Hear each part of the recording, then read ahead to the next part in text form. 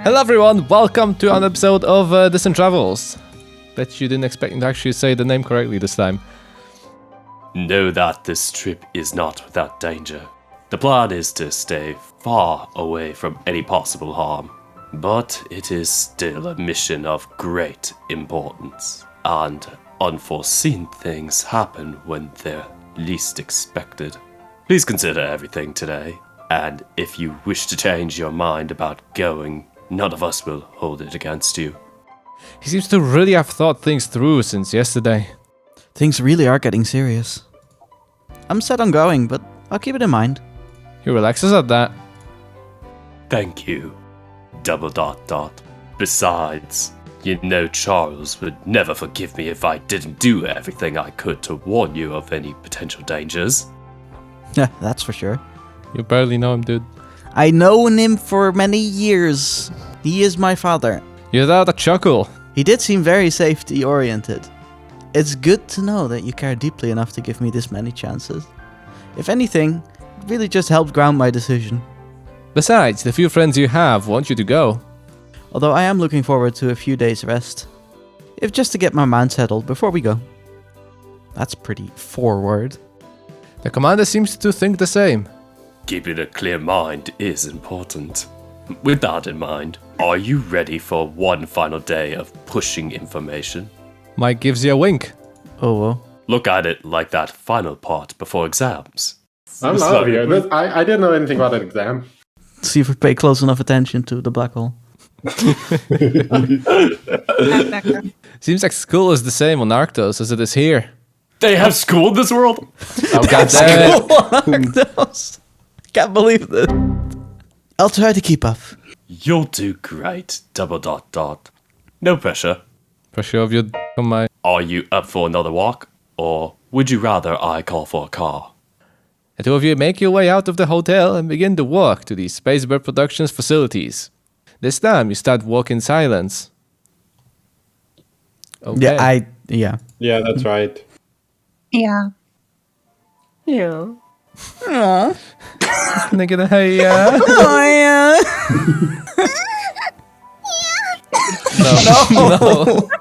No. Why do you do that? The commander seems to be in a good mood once more. Oh, yes, from all the moaning. God damn it, Ash. Once again, he's looking up towards the sky as you walk. How is school on Earth? ... Question mark.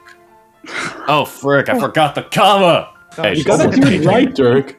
You forgot the quotation mark. Blank space, blank space, blank space, blank space, back, history, save, load, skip, auto, menu. Have I covered all my bases? Self-voicing enabled. No. Mike Steele, how is school on Earth? Oh, it he didn't didn't do the say. Self-voicing disabled. That's it. Wow. They should hire you, Dirk, to like do the self-voicing. Self-voicing, yeah.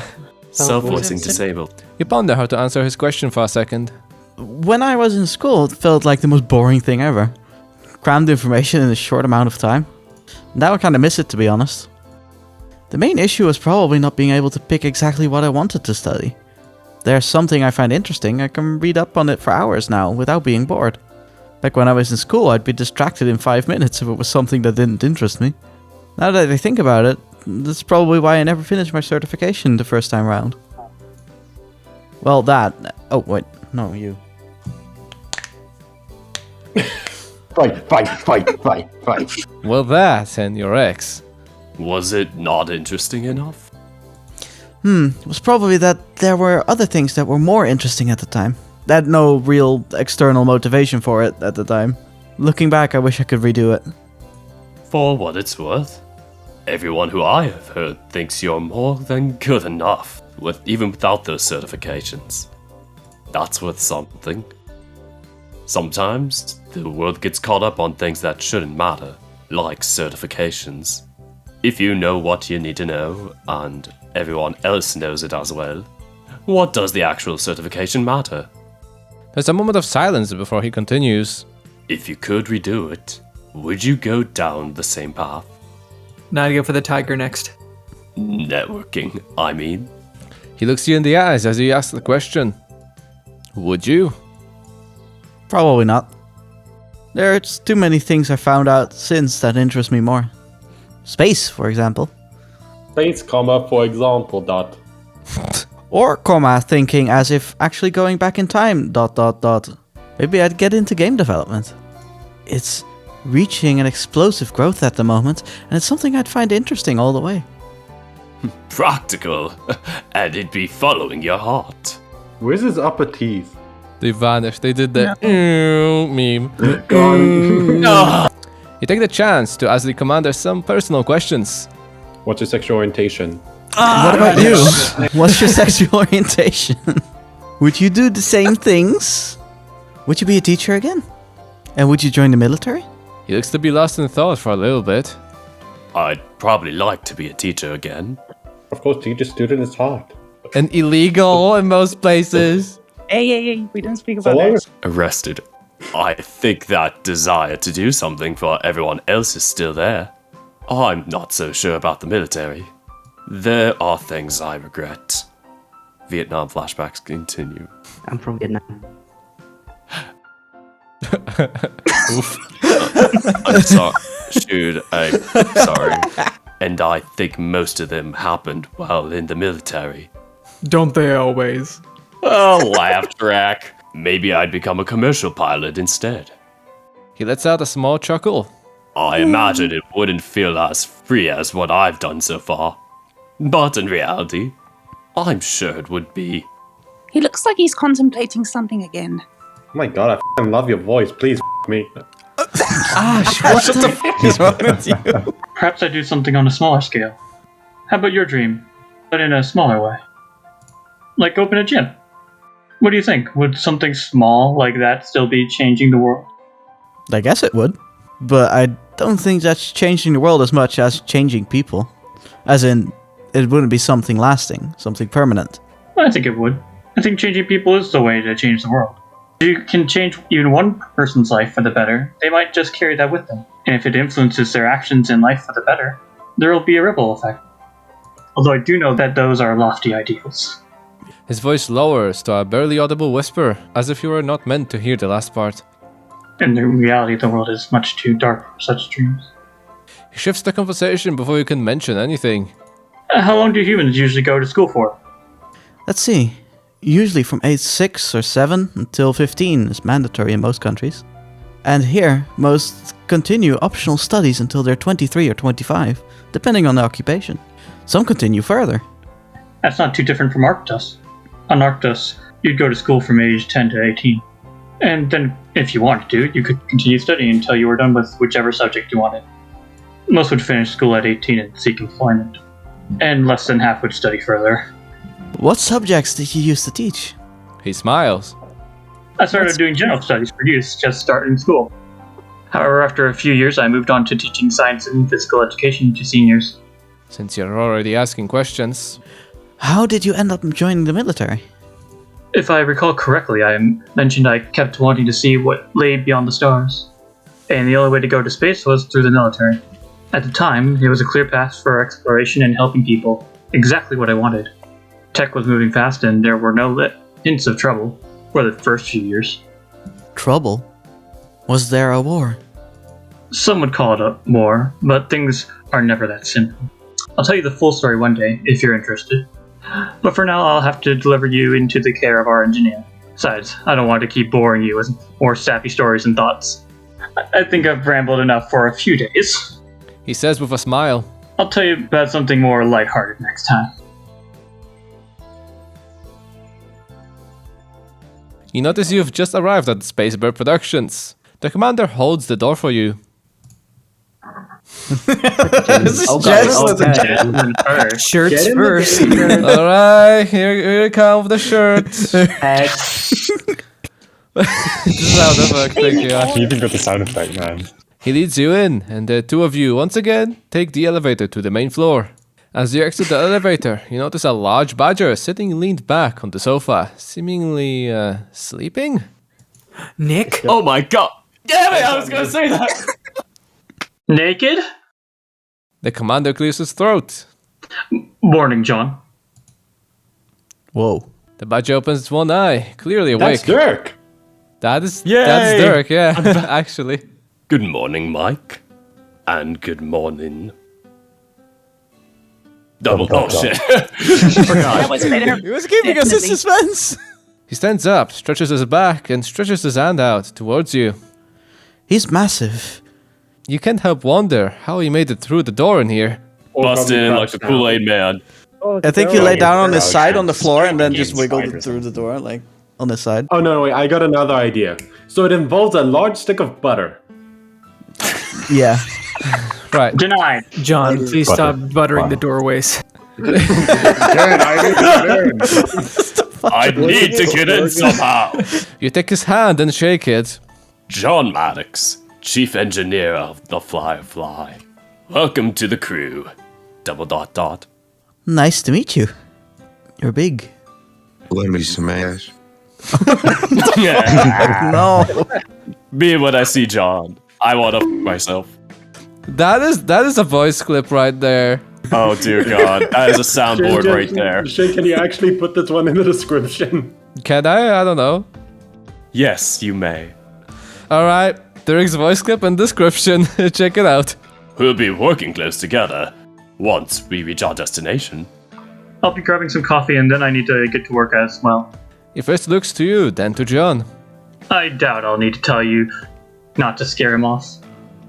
No worries there, Commander. Was Charles that bad? Kept talking about black holes. Apparently not, but we both know what incident I'm thinking about. John cringes a little as he seems to remember something. I'll keep him happy and satisfied. You could swear he winked at you as he said that. I really do have a dirty mind. Good man. Goodbye. And give me a call if you need anything. Nebo waves goodbye as he heads down the hallway. No, you go Back backwards. forever. You walk backwards. I should make a mod for this. Give everyone legs and then hoverboards. Yes. John gives you a once-over, then yawns a little. Ugh, sorry. Usually not up this early, unless there's something special. Did the commander give you a schedule for the day yet? Not more than that we're doing some testing for immunity, and that I'll be meeting you for today. From what I gathered, there'd be some basics about space travel? He scratches his chin. I guess I didn't really give him a time frame. Oh wow, John Maddox really does look like Dirk's panda. Holy crap. I'm John Maddox in disguise! Shin, what are you doing? Nothing. What are you doing? Nothing. Don't worry about it. Don't Shin, worry. you're about making us worry about it. it. Yeah, there we go. We'll continue. Ooh, what to do in case of an emergency, and a rundown of how things work, as well as the basics for space travel, which, as far as I understand, is less than most humans expect. He gives you a wide smile. With some luck, we'll even be able to take a nap before lunch. You wonder if he's joking about that last part, but despite the smile, he seems serious. He scratches his chin once more.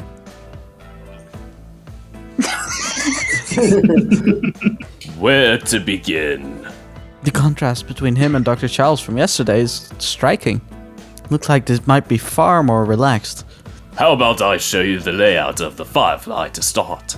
Follow me. The large man pats your shoulder as he makes his way past you and leads you down the hallway. As you tail behind him, you can't help but notice how large he is. Out of all the large men you've met this last week, he's definitely on the top of the list. Wow. You can't help but wonder if he's that big all over. Oh, whoa. Before you finish the thought, you bump into his back. Sore, minus. He speaks before you can apologize properly. Oh, sorry. You alright? That ass so thick I'm stuck. I'm sorry, didn't mean to bump into you. Got lost in my thoughts. That's alright. Did you hurt yourself anywhere? It was just a slight bump. But you're not about to tell him that. You have a very big bump, after all. I'm alright. He smiles. Compared to him, you probably do look pretty fragile. This way. Hang on, I gotta butter the door frame first. He enters the room and holds the door open for you. No Vaseline, no butter involved. Damn. I'm disappointed. You enter the room, which seems to be a small office. Take a seat. I'll set things up. You take a seat near the entrance of the room. You slip and slide as you sit down. You realize it's covered in butter. John takes a small device out of his pocket. It looks almost like a phone. He places it on the table and pushes a few buttons on it. damn it. Oh. Where's his head? In front of you is a clear hologram of what appears to be a spaceship, the Firefly. Here she is. You can't help but reiterate your previous thought. Almost looks more like a bird. It doesn't. How? It doesn't. How would you? bird? What bird As looks in like bird? that? Where are you Wings from? on their Are you from feet. the same planet? Are there birds in this world? No! The Firebird, right? I heard about it. Charles thought it was brilliant. Can't say I disagree. It's a fitting allegory. Allegory, a hidden poetic meaning. You decided to ask a few questions about it. So this is what we'll be bringing. So this is what will be bringing us into space. And beyond. She's been around since before I was born, and she'll probably outlast me. There have been a few versions of the ship, but some parts have stayed the same. As to preserve her history and personality. Really helps sell that Firebird thing as well. Why not Phoenix? I prefer the flaming poultry. Oh, that's a good one. Flaming poultry. Wow. In her current form, she runs on extra gravitational engines. As in, she needs energy from black holes. Oh, goddammit, you ain't getting mine. Ash, get in the engine room. Get away from my For the black good of the hole. universe, Ash. He's just in the power room, being just like, strapped to something and then being extracted the power Oh from his god! black hole. This does not sound good.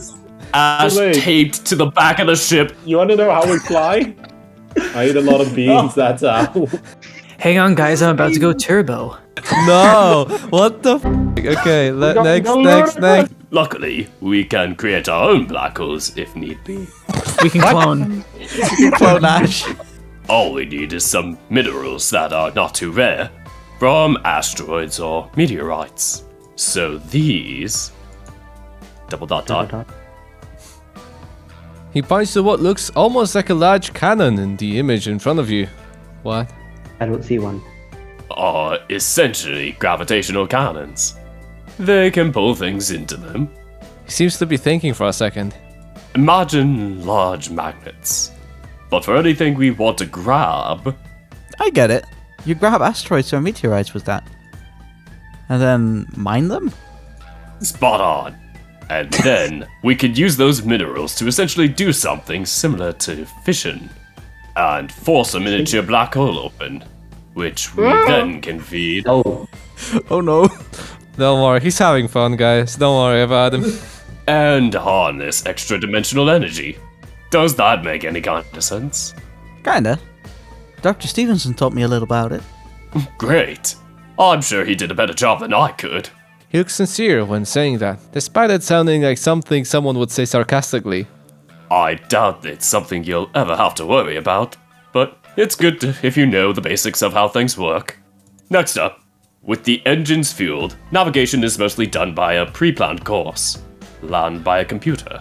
In case of anything odd, like an uncalculated supernova or anything unexpected happening to the ship, we have our navigator, Max. We met yesterday. He's very, Energetic? That's one way to put it. He's definitely a positive one. Not sure where he gets all that energy from, really. Black hole. Black holes! You'll probably be seeing him on the bridge, or with me down near the engines. Good to know. Where's that on the ship? Here. He points towards the middle of the ship, just behind the wings. So, if you ever need a nap, come see me. I'll show you all the best places. Hint, they're all in engineering. He gives you a wink before continuing. Although you won't have to worry about it when on the Firefly, there's a transport system similar to an elevator that can bring you to where you need to go. Like the next episode of Distant Travels. Whoa! Thank you guys so much for watching. Hope you guys enjoyed. Give a thumbs up if you liked this video. Subscribe for more content like this. Join us on Discord. And yeah, see you guys later. Bye. Outro music. Yeah. No. We're gonna do this.